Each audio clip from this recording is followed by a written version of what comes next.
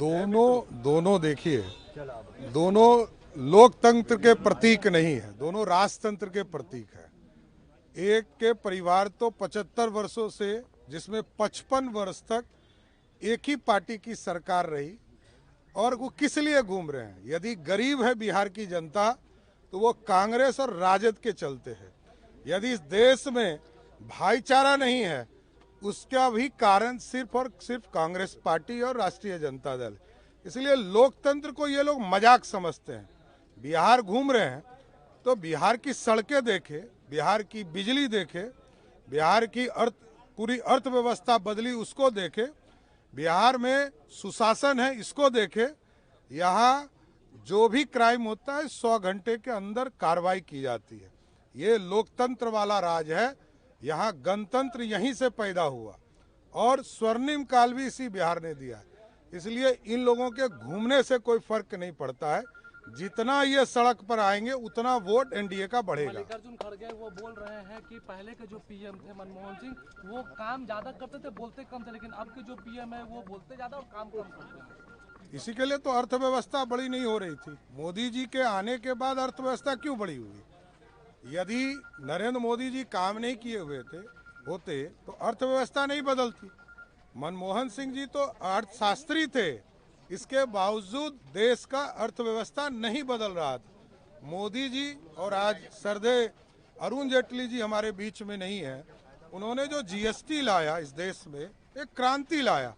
अभी तो जीएसटी में बड़े फैसले भी आदरणीय मोदी जी के निर्देश पर होने जा रहा है। तेजस्वी यादव एक लास्ट सवाल है, तेजस्वी यादव कह रहे हैं कि एनडीए का फुल फॉर्म है नहीं देंगे अधिकार। देखिए एक चीज समझिए, मैंने कहा कि राजतंत्र वाले को समझ में नहीं आएगा, लोकतंत्र के लोगों को समझ में आएगा।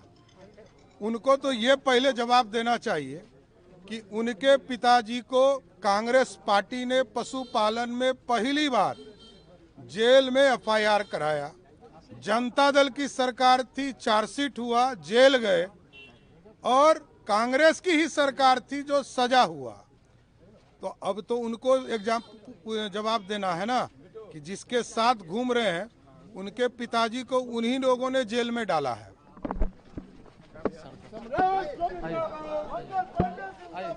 यात्रा का लेकर है राहुल गांधी और तेजस्वी यादव को पूरे बिहार। मैं बार बार कह रहा हूँ, ये वोट अधिकार की जो बात कर रहे हैं वही काम तो चुनाव आयोग ठीक ढंग से कर रहा है कि जो वोटर है उसको अधिकार भी ले।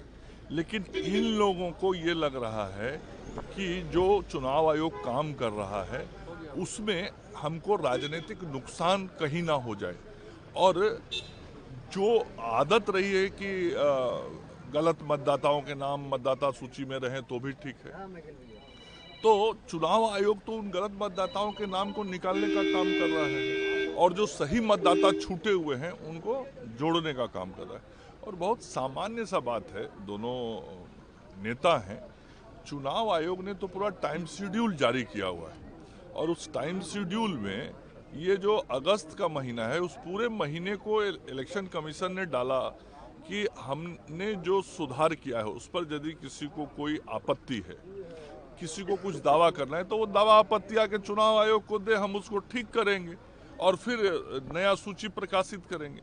तो ये घूमने से बढ़िया तो यदि आपको कोई शिकायत मिल रही है तो आप चुनाव आयोग के सामने जाके विषयों को रखिए, चुनाव आयोग उसका निराकरण करेगा। उसी का तो ये समय तो जायज काम नहीं हो रहा है। जहाँ पे अपनी बातें रखनी चाहिए चुनाव आयोग के सामने जाके, वहाँ नहीं रख के सड़क पे घूम के राजनीति हो रही है। तेजस्वी यादव के ऊपर एफआईआर हुआ है, महाराष्ट्र में भी हुआ है, दिल्ली और यूपी में भी हुआ है, जिस तरीके से प्रधानमंत्री पर अभद्र टिप्पणियां नहीं, देखिए कभी भी भाषा सदैव मर्यादित होनी चाहिए, मैं तो इतना ही कहूँगा। और जब भी कोई अमर्यादित टिप्पणी होती है तो लोगों को तकलीफ होता है। उन्होंने कहा कि एनडीए का फुल फॉर्म नहीं देंगे अधिकार।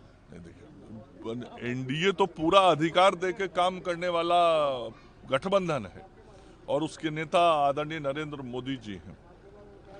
आज एनडीए, हम लोग तो चिल्ला चिल्ला के बोल रहे हैं, पूरे देश में बोल रहे हैं कि भाई कोई भी मतदाता जो हमारे देश का नागरिक है उसका नाम मतदाता सूची में होना ही चाहिए और चुनाव आयोग निश्चित रूप से वैसे सभी छूटे हुए मतदाताओं के नाम को जोड़े। तो हम तो अधिकार देने की बात कर रहे हैं। हाँ, यदि कोई गलत नाम है, किसी की मृत्यु हो गई है, कोई नहीं है, तो उसका नाम कटना भी चाहिए। तो हम लोग तो सदैव सही बात करने की वकालत कर रहे हैं। मल्लिकार्जुन खड़गे है, उन्होंने कहा है जिस तरीके से कि पहले के प्रधानमंत्री काम ज्यादा करते थे, बोलते थे कम, और अब के प्रधानमंत्री बोलते ज्यादा और काम। देखिए, बहुत साफ है कि आदरणीय नरेंद्र मोदी 2014 में इस देश के प्रधानमंत्री बने।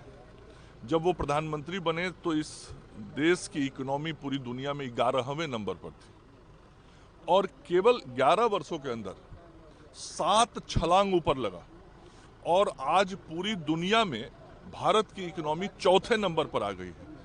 तो बताइए कि किसके कार्यकाल में भारत का आर्थिक विकास हुआ है? तो बड़ा साफ तौर पे दिखाई पड़ता है, पूरी दुनिया इस बात की लुहा मान रही है।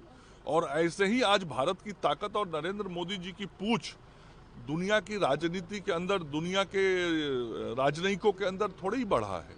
आज भारत की आर्थिक शक्ति बढ़ी है, ये तो सब सामने है। तो किसके कार्यकाल में भारत मजबूत हुआ, ये पूरा देश जान रहा है।